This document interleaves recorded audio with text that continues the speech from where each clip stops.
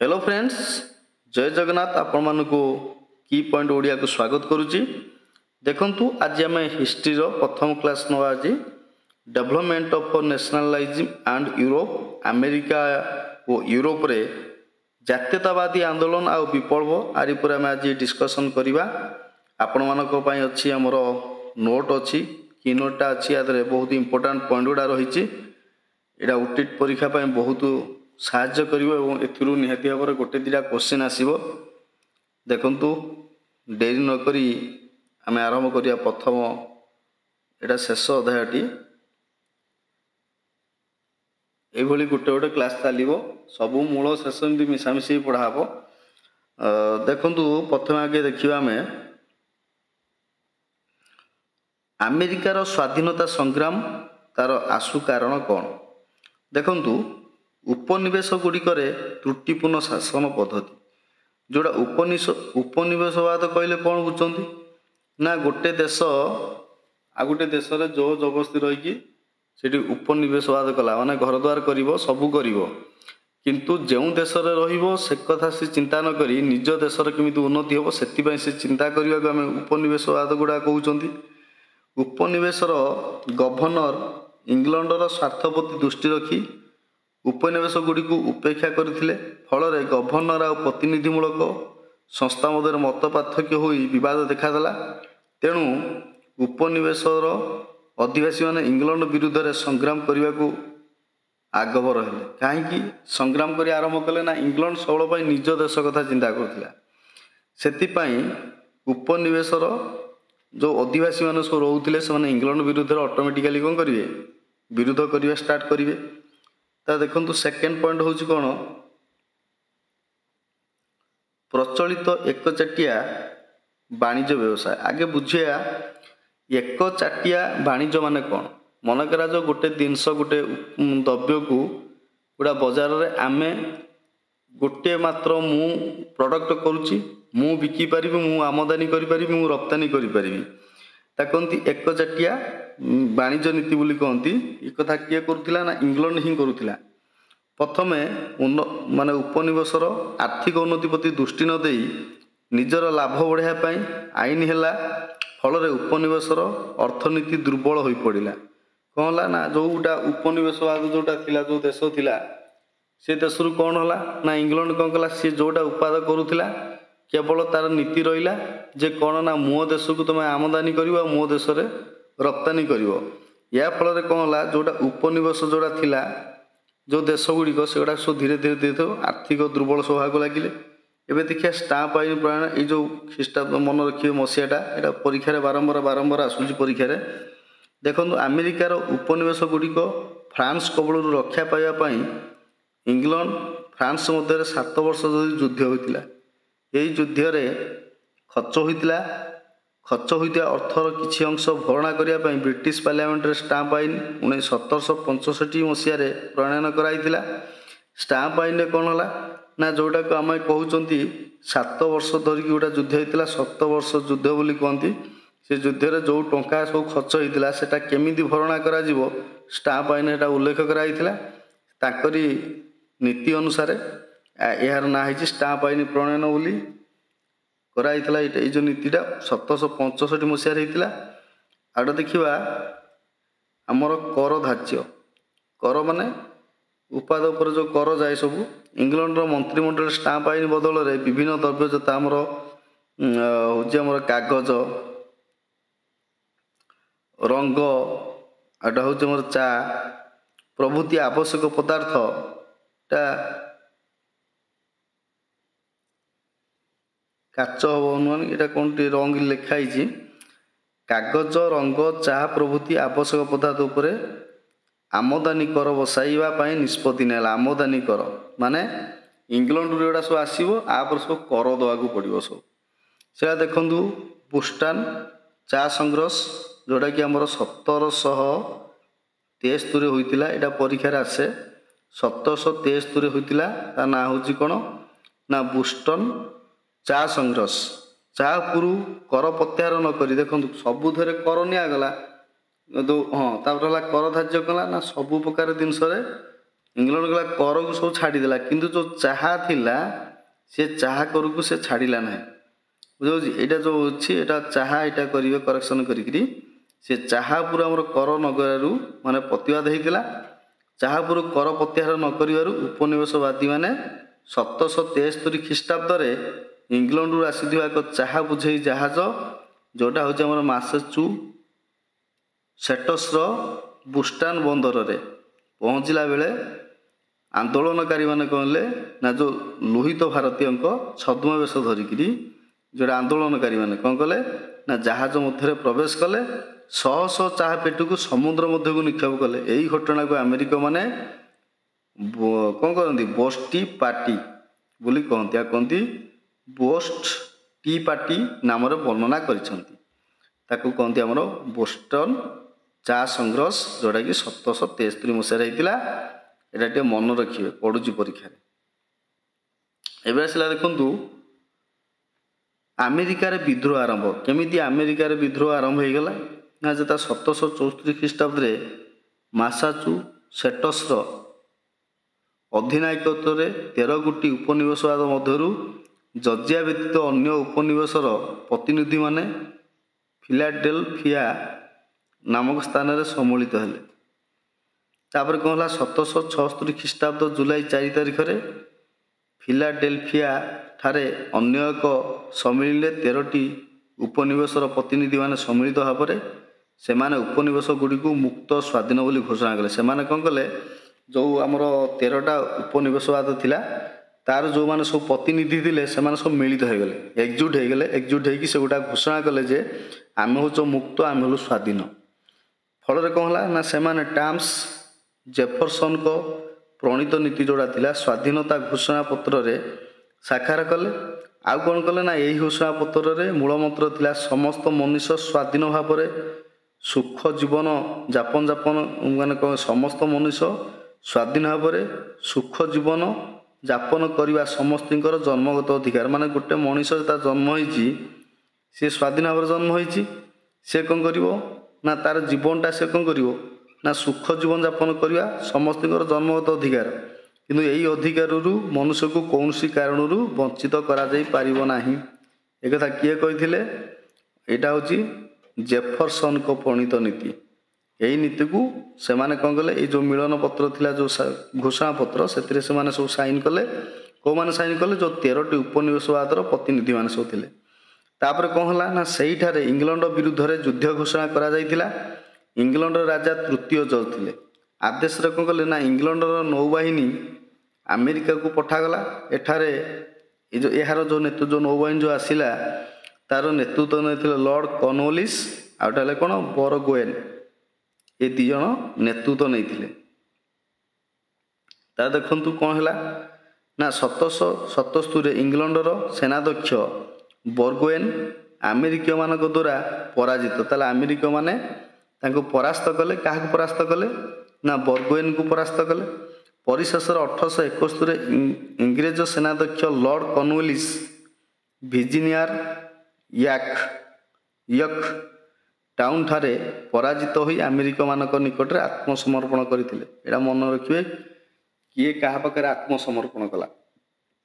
1783ରେ Paris ଠାରେ ଏକ ଶାନ୍ତି ଚୁକ୍ତି ସ୍ୱାକ୍ଷରିତ ହୋଇଥିଲା।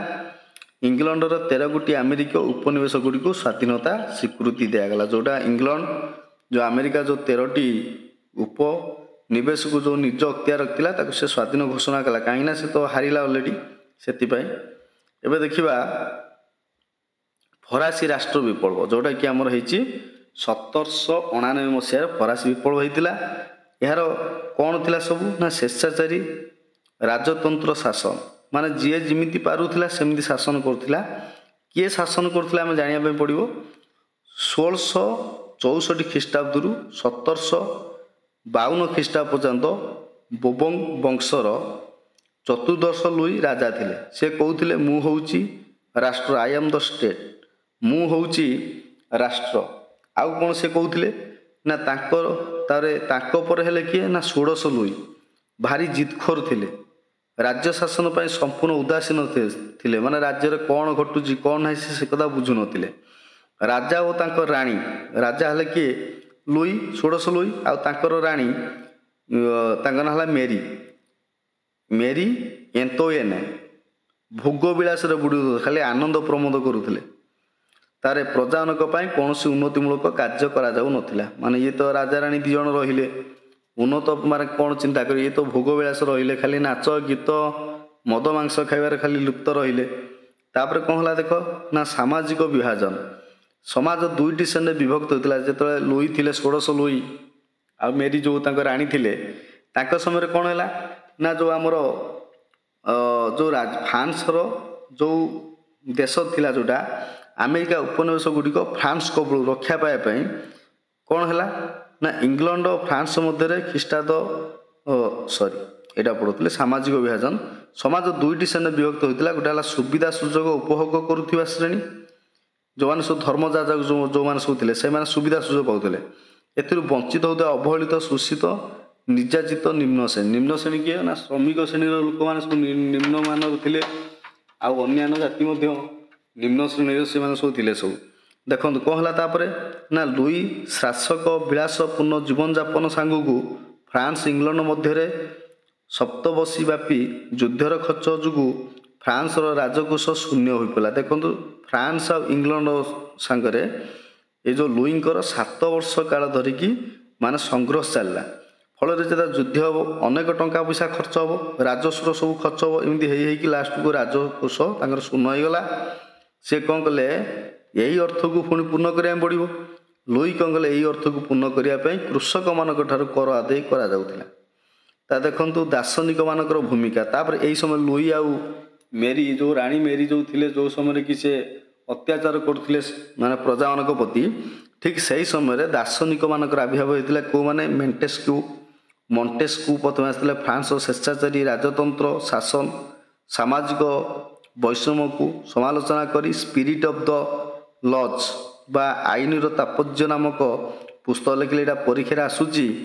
ଦ ସ୍ପିରିଟ୍ ଅଫ୍ ଦି ଲଜ୍ ଆକୁ କିଏ ଲେଖିଛନ୍ତି? ସେ କିଏ ଲେଖିଛନ୍ତି? ମଣ୍ଟେସ୍କ୍ୟୁ ଲେଖିଛନ୍ତି। ଏଇଟାକୁ ପୁରା ଭଲ ଭାବରେ ପୁରା ମନେ ରଖିବେ, ପରୀକ୍ଷାରେ ଗ୍ୟାରେଣ୍ଟେଡ୍ କ୍ୱେଶ୍ଚିନ୍ଟା ଆସୁଛି।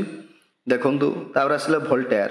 ଫ୍ରାନ୍ସ ଧର୍ମଯାଜକମାନଙ୍କ ଦ୍ୱାରା ଗିର୍ଜା ଗୁଡ଼ିକରେ ହେଉଥିବା ଦୁର୍ନୀତି ଅର୍ଥନୈତିକ କାର୍ଯ୍ୟ ପ୍ରତି ଲୋକମାନଙ୍କ ଦୃଷ୍ଟି ଆକର୍ଷଣ କରିଥିଲେ। କିଏ କରିଥିଲେ? ନା ଭୋଲ୍ଟେୟାର। ତା ଦେଖନ୍ତୁ ନେକ୍ସଟ ରୁଷେ। ଦେଖନ୍ତୁ ରୁଷେଙ୍କ ବିଷୟ ତ ଜାଣିଥିବା ଆଗରୁ।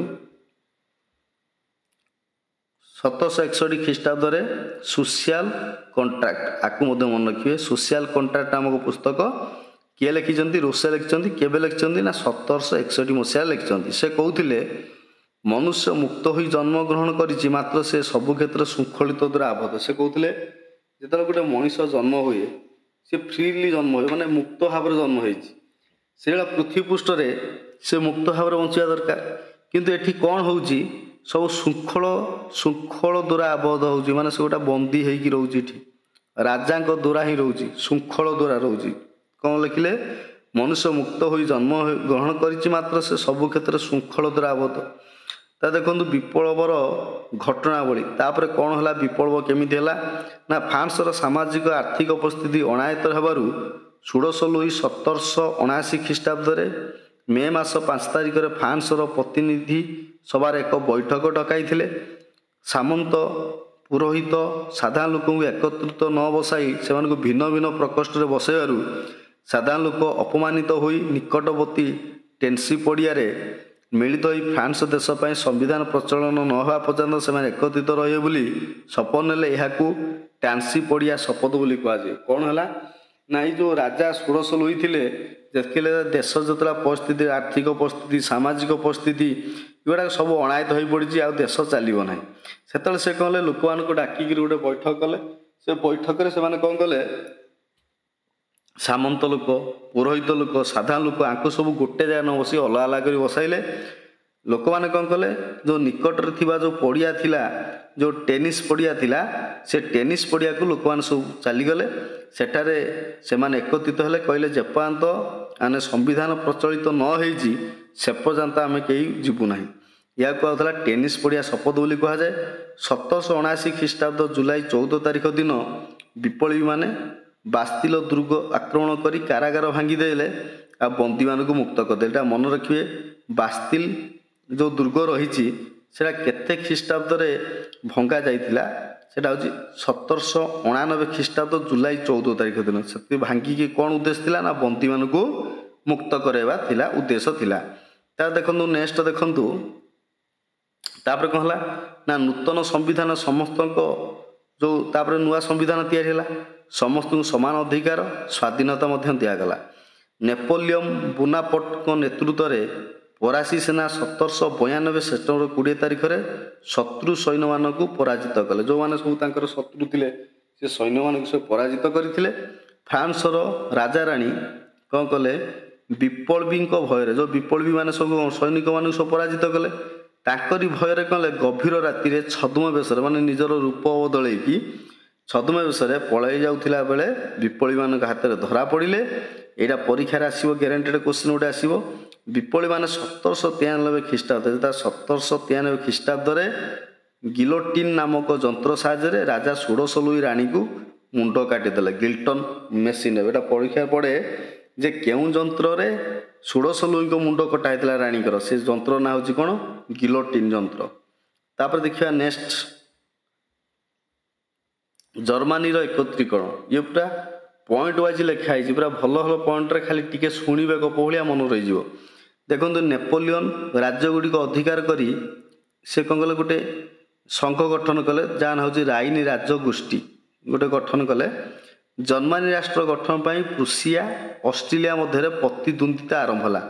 କିଏ ଜର୍ମାନୀ ରାଷ୍ଟ୍ର ଗଠନ କରିବ? ପ୍ରୁସିଆ କହିଲା ମୁଁ ଗଠନ କରିବି, ଅଷ୍ଟ୍ରିଆ କହିଲେ ମୁଁ ଗଠନ କରିବି। ଦୁଇ ଜଣଙ୍କ ଭିତରେ ଯେତେବେଳେ ପ୍ରତିଯୋଗିତା ଚାଲେ ସେତେବେଳେ କ'ଣ ହେବ? ଯୁଦ୍ଧ ନିହାତି ଭାବରେ ହେବ। ଅଷ୍ଟ୍ରିଆ ପ୍ରୁସିଆ ମିଳିତ ସେନାବାହିନୀ 1864 ମସିହାରେ ଡେନମାର୍କ ଆକ୍ରମଣ କଲେ। ତାପରେ ସେମାନେ କ'ଣ କଲେ? ତାପରେ 1861 ଖ୍ରୀଷ୍ଟାବ୍ଦରେ ପ୍ରୁସିଆ ରାଜା ପ୍ରଥମ ୱିଲିୟମ ସିଂହାସନ ଅଧିଷ୍ଠିତ ହେଲେ। ତାପରେ ପ୍ରୁସିଆ ଅଷ୍ଟ୍ରେଲିଆ ମଧ୍ୟରେ ପ୍ରତିଦ୍ୱନ୍ଦ୍ୱିତା ଆରମ୍ଭ ହେଲା। କିନ୍ତୁ 1861 ଖ୍ରୀଷ୍ଟାବ୍ଦରେ ପ୍ରୁସିଆର ରାଜା ଯିଏ ଥିଲେ ତାଙ୍କର ୱିଲିୟମ, ସେ ସିଂହାସନ ଆହରଣ କଲେ। ତାପରେ ଦୁଇ ଜଣଙ୍କ ମିଶିଲେ ଅଷ୍ଟ୍ରେଲିଆ ପ୍ରୁସିଆ ମିଳିତ ସେନାବାହିନୀ 1864 ମସିହାରେ ଡେନମାର୍କ ଆକ୍ରମଣ କଲେ। 1866 ମସିହା ଜୁନ ମାସରେ ପ୍ରୁସିଆ ଅଷ୍ଟ୍ରେଲିଆ ବିରୁଦ୍ଧରେ ଯୁଦ୍ଧ ଘୋଷଣା କଲା। ତାପରେ କ'ଣ କଲେ? ନିଜ ନିଜ ଭିତରେ ପ୍ରୁସିଆ କ'ଣ କଲା? ଅଷ୍ଟ୍ରିଆ ବିରୁଦ୍ଧରେ ଯୁଦ୍ଧ ଘୋଷଣା କଲା। ଏଇଟା ମନେ ରଖିବେ। ମିଳିତ ହୋଇକିରି ସେମାନେ କ'ଣ ଡେନମାର୍କକୁ ଆକ୍ରମଣ କରିଥିଲେ। ତାପରେ 1866 ମସିହାରେ ପ୍ରୁସିଆ କ'ଣ କଲା? ଅଷ୍ଟ୍ରିଆ ବିରୁଦ୍ଧରେ ଯୁଦ୍ଧ ଘୋଷଣା କଲା। 1866 ମସିହା ଜୁଲାଇ ମାସରେ ସାଡୋୱା ଯୁଦ୍ଧରେ ଅଷ୍ଟ୍ରିଆ ପରାଜିତ ହେଲା। ପ୍ରୁସିଆ ଜିତିଲା, ଅଷ୍ଟ୍ରିଆଟା କ'ଣ ହେଲା? ପରାଜିତ ହୋଇଗଲା। ତାପରେ କ'ଣ ହେଲା ନା 1870 ମସିହା ଜୁଲାଇ 15 ତାରିଖରେ ଫ୍ରାନ୍ସର ସମ୍ରାଟ ଥିଲେ କି ତୃତୀୟ ନେପୋଲିୟନ ପ୍ରୁସିଆ ବିରୁଦ୍ଧରେ ଯୁଦ୍ଧ ଘୋଷଣା କଲେ। କିଏ କାହା ବିରୁଦ୍ଧରେ ଘୋଷଣା କରିଛି? ତାପରେ 1817ରେ କିଏ କଲା? ନା ଫ୍ରାନ୍ସର ସମ୍ରାଟ କିଏ? ତୃତୀୟ ନେପୋଲିୟନ ପ୍ରୁସିଆ ବିରୁଦ୍ଧରେ ଯୁଦ୍ଧ ଘୋଷଣା କଲେ। ଜର୍ମାନୀ ଏକତ୍ରୀକରଣ ପରେ ଯେତେବେଳେ ଜର୍ମାନୀ ଏକତ୍ରୀକରଣ ହୋଇଗଲା ସେତେବେଳେ ବିସ୍ମାର୍କ ଜର୍ମାନ ସାମ୍ରାଜ୍ୟର ଚାନ୍ସେଲର ହେଲେ। ତାପରେ ସେ ଜର୍ମାନର ରାଜଧାନୀ କିଏ ହେଲା? ବର୍ଲିନ ହେଲା ତାର ରାଜଧାନୀ। ନେକ୍ସଟ ଦେଖିବା ଇଟାଲୀର ଏକତ୍ରୀକରଣ। ନେପୋଲିୟନ ବୋନାପାର୍ଟ ସମଗ୍ର ଇଟାଲୀକୁ ଅଧିକାର କରି ଅଷ୍ଟ୍ରିଆ ଓ ଫ୍ରାନ୍ସ ସ୍ପେନର ପ୍ରାଧାନ୍ୟରୁ ମୁକ୍ତ କଲେ। ଅଷ୍ଟ୍ରେଲିଆ ଆଉ ସ୍ପେନ, ଅଷ୍ଟ୍ରିଆ ସ୍ପେନ ଏ ଦୁଇ ଜଣ କ'ଣ ଥିଲେ? ନା ଇଟାଲୀକୁ ଅଧିକାର କରିଥିଲେ। ତାର ଦେଖ ନେପୋଲିୟନ ବୋନାପାର୍ଟଙ୍କ ପତନ ପରେ ଯେତେବେଳେ ନେପୋଲିୟନ ବୋନାପାର୍ଟ ଯେତେବେଳେ ପତନ ହେଇଗଲେ, ମାନେ ସେତେବେଳେ ରାଜା ସିଂହାସନ ଓହରି ଗଲେ, ଭିଏନା କଂଗ୍ରେସ ଦ୍ୱାରା ଇଟାଲୀ ପୂର୍ବ ଭଳି ବିଭାଜିତ ହୋଇଗଲା। ତାପରେ ଭିଏନା କଂଗ୍ରେସ କ'ଣ କଲା? ଇଟାଲୀକୁ ବିଭାଜିତ କରିଦେଲା। ଇଟାଲୀରେ ଏକତା ଜାତୀୟତା ସୃଷ୍ଟି କରିବା ପାଇଁ ଗୋଟେ କାବୋନାରୀ ନାମକ ଗୋଟେ ବିପ୍ଳବୀ ସଂଗଠନ ସୃଷ୍ଟି ହେଲା। କାବୋନାରୀ, ଯେଉଁଟାକି ଈର୍ଷା ଥିଲା ସେଥିରେ, ମାନେ ସେଥିରେ ପୁରା ସଂଘର୍ଷ ଥିଲା, ମାନେ ଗୋଟେ ସଂଘର୍ଷ ରକ୍ତାକ୍ତ ସଂଘର୍ଷ, ମାନେ ଗୋଟେ ସଂଗଠନ ଏଇଟା କାବୋନାରୀ। ତାପରେ କ'ଣ ହେଲା ନା 1830 ମସିହାରେ ଫ୍ରାମା ମଡେନା ଆଦି କେନ୍ଦ୍ରୀୟ ଇଟାଲୀ ରାଜ୍ୟମାନଙ୍କରେ ବିଦ୍ରୋହ ଆରମ୍ଭ ହୋଇଗଲା। ଇଟାଲୀ ଏକତ୍ରୀକରଣ ସ୍ୱପ୍ନକୁ ସାକାର କରିବା ପାଇଁ ଆଗେଇ ଆସିଥିଲେ ତିନି ଦେଶପ୍ରେମୀ ନେତା, ଯିଏ ମାଜିନି, କାଭୁର, ଗାରିବାଲ୍ଡି। ଇଏ ତିନି ଜଣଙ୍କ ଉପରେ ଗୋଟେ ଗୋଟେ କୋଶ୍ଚିନ୍ ଆସେ। ଦେଖ କ'ଣ ହେଲା ନା ପ୍ରଥମେ ତାଙ୍କ ବିଷୟରେ ଟିକେ ଜାଣିବା। ମାର୍ଜିନ୍ ହେଲେ କିଏ? ନା ଦେଖନ୍ତୁ, ଜୁସେଫ ମାର୍ଜିନ୍ ଇଟାଲୀର ଜେନୋଆ ଠାରେ ଜେନୁଆ ଠାରେ 1805 ମସିହା ଜନ୍ମ ହୋଇଥିଲେ। 1831 ମସିହାରେ ତରୁଣ ଇଟାଲୀ ନାମକ ଏକ ସଂଗଠନ ଗଠନ କରି ଯୁବକମାନଙ୍କ ମନରୁ ମୁକ୍ତି ଏକତା ଭାବ ସୃଷ୍ଟି କରିବା ପାଇଁ ସେ ନିର୍ଦ୍ଦେଶ ଦେଇଥିଲେ। ସିଏ ତାପରେ ଗୋଟେ ସଂଘ ଗଠନ କଲେ।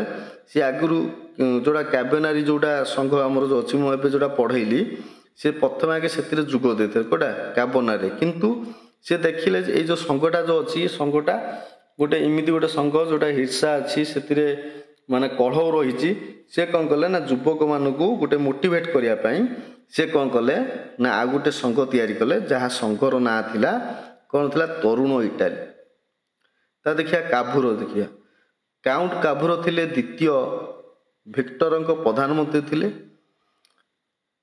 1854 ମସିହାରେ ରୁଷିଆ ବିରୁଦ୍ଧରେ ଫ୍ରାନ୍ସ ଯୁଦ୍ଧ ଘୋଷଣା କଲା। ଏହାକୁ କ୍ରାମିଆ ଯୁଦ୍ଧ ବୋଲି କୁହାଯାଏ। ମନେ ରଖିବେ, କ୍ରାମିଆ ଯୁଦ୍ଧ କେବେ ହୋଇଥିଲା ନା କ୍ରିମିଆ ଯୁଦ୍ଧ କେବେ ହୋଇଥିଲା? 1854 ମସିହାରେ। କ୍ରିମିଆ ଯୁଦ୍ଧରେ ଫ୍ରାନ୍ସ ଇଂଲଣ୍ଡ ବିଜୟ ହେଲେ। 1859 ମସିହାରେ ଅଷ୍ଟ୍ରିଆ ପୁଣି ପିଡମଣ୍ଟ ସାର୍ଡିନିଆ ବିରୁଦ୍ଧରେ ଯୁଦ୍ଧ ଘୋଷଣା କଲା। ଏଇ ଯେଉଁ ଯୁଦ୍ଧ ହେଲା, ସେ ଯୁଦ୍ଧରେ କ'ଣ ହେଲା ନା ହଁ ଠିକ ଅଛି, ଦେଖନ୍ତୁ ତାର ଦେଖିବା ନେକ୍ସଟ ଦେଖିବା। এই ଯେଉଁ ଦୁଇଟା ପଏଣ୍ଟ ମନେ ରଖିବେ।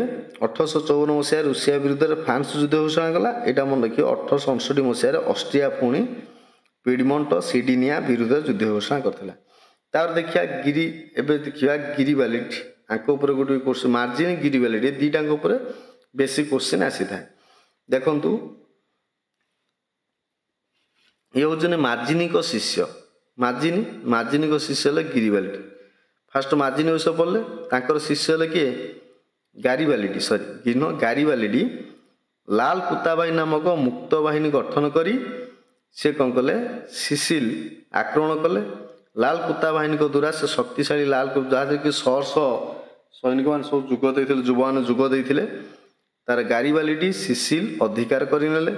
ସିସିଲ ହେଉଛି ମାନେ ଗାରିବାଲିଡି କିଏ ନା ସେ ହେଲେ ମାର୍ଜିନିଙ୍କର ଜଣେ ଶିଷ୍ୟ। ତାଙ୍କର ଅଭୂତପୂର୍ବ ତ୍ୟାଗ, ଦେଶଭକ୍ତିର ପରିଚୟ ଦେଇ ସିସିଲ ଓ ନେପଲସର ଶାସନ ଭରା ଭିକ୍ଟର ଇମାନୁଏଲଙ୍କୁ ଅର୍ପଣ କରିଦେଲେ। ସେ ଦେଖନ୍ତୁ ଏତେ ବଡ଼ ତ୍ୟାଗ ସେ କରିଦେଲେ। ସେ ନିଜେ ଜିତିକିରି ନିଜେ ସବୁ ସଂଗଠନ କରିକିରି, କିନ୍ତୁ ଶେଷରେ ସେ ଯେଉଁ ଶାସନ ଭରାଟା ଭିକ୍ଟର ଇମାନୁଏଲଙ୍କୁ ଅର୍ପଣ କଲେ। ସେ ଉଚ୍ଚ ପଦବୀ ଆଉ ପୁରସ୍କାରକୁ ପ୍ରତ୍ୟାଖ୍ୟାନ କରି ନିଜର ଗ୍ରାମକୁ କ'ଣ କଲେ, ଲାଷ୍ଟକୁ ଫେରିଗଲେ। ତେଣୁ ଇଟାଲୀ ତାଙ୍କୁ କହନ୍ତି, ଗାରିବାଲିଡିଙ୍କୁ କ'ଣ କହନ୍ତି, ତ୍ୟାଗୀ ପୁତ୍ର ବୋଲି କହନ୍ତି। ହେଲା ପଡ଼ିବ, ଇଟାଲୀର ତ୍ୟାଗୀ ପୁତ୍ର ହେଉଛନ୍ତି କିଏ ନା ତାଙ୍କ ନାଁ ହେଲା କ'ଣ ନା ଗାରିବାଲିଡି। ଗାରିବାଲିଡି ହେଉଛନ୍ତି କିଏ ନା ମାର୍ଜିନିଙ୍କର ଶିଷ୍ୟ। ଦେଖନ୍ତୁ, ଏ ପଢ଼ାଟା ଆପଣମାନଙ୍କର ସରିଗଲା। ଆଉ ଆ ଭିତରେ ଯେତକ ବଢ଼ିଆ ବଢ଼ିଆ ପଏଣ୍ଟ ସବୁ ଥିଲା ମୁଁ ଆପଣଙ୍କୁ ସବୁ ଦେଇଦେଲି। ଆକୁ ଭଲ ଭାବରେ ପଢ଼ନ୍ତୁ। ଆଉ ବେଳେବେଳେ ଟିକେ ମିଷ୍ଟେକ୍ ହେଉଥିବ ନିହାତି ଭାବରେ। କାହିଁକି ମିଷ୍ଟେକ୍ ହୁଏ ମଝିରେ ମଝିରେ ନା ଏଠି ନେଟ୍ର ସ୍ୱଳ୍ପତା ଅଛି। ତା ସହିତ ମୁଁ ଟିକେ ପଳେଇ ଆସିଛି କଳାହାଣ୍ଡି, ଆଉ ମୋତେ ଟିକେ ଅପଲୋଡ଼ କରିବା ପାଇଁ ଟିକେ ଲେଟ୍ ହେଉଛି। ଆଉ ମୁଁ ଆଉ 2 ଦିନ ପରେ ନିଜ ଘରକୁ ଗଲେ ନିହାତି ଆପଣମାନଙ୍କୁ ସବୁଦିନ 2ଟା କ୍ଲାସ୍ ପ୍ରୋଭାଇଡ଼ କରିବି। ଆଶା କରୁଛି କି ଭିଡ଼ିଓଟି ଭଲ ଲାଗିଛି। ଭଲ ଲାଗିଥିଲେ ଲାଇକ୍ କରିବେ, ସେୟାର କରିବେ। ରହୁଛି, ନମସ୍କାର।